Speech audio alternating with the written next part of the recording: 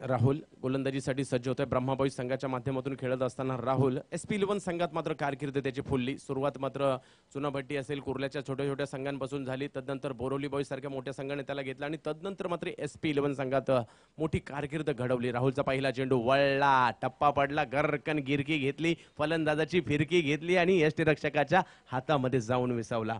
तर ही खासियत आहे राहुलची. टप्पा पडल्यानंतर हातभर चेंडू वळवण्याची क्षमता असणारा गोलंदाज, परंतु फलंदाज देखील तेवढाच सुंदर आहे. फटके मारण्याची पुन्हा एकदा राहुल जादू दाखवतोय. चेंडू हातभर वळतोय पुन्हा एकदा. तर चेंडू खेळपट्टी कोणतीही असो त्या खेळपट्टीवर हातभर चेंडू वळवण्याची क्षमता असणारा हा गोलंदाज राहुल जोगाडिया.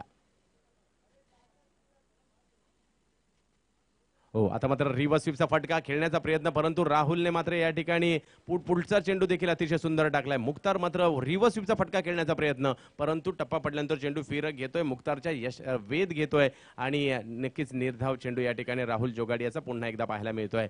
गोलंदाजीसाठी पुन्हा एकदा राहुल जोगाडिया. पुन्हा एकदा पाहायला मिळतो. टप्पा पडतोय, चेंडू गरकन गिरकी घेत फलंदाज मुख्तारची पुन्हा एकदा फिरकी घेतली आणि ही खासियत आहे. राहुल साठी मात्र टाळ्यांचा गजर होतोय. सलगचे 4 चेंडू निर्धाव टाकतोय. टेनिस क्रिकेट जगतातील हा नन्ना मुन्ना जादूगर जबरदस्त गोलंदाजीची प्रात्यक्षिक दाखवतोय. पुन्हा एकदा त्याच पद्धतीची गोलंदाजी, आणखीन एकदा फलंदाजाला निष्प्रम ठरवतोय.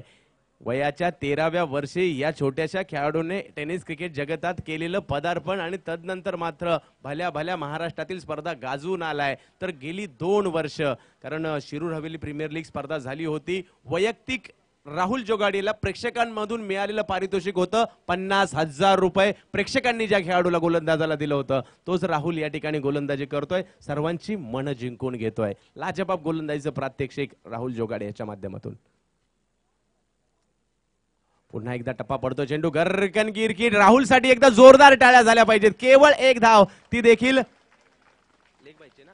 लेग बायच्या स्वरूपात होती. मन जिंकून घेणारी गोलंदाजी या ठिकाणी पाहायला मिळते. तर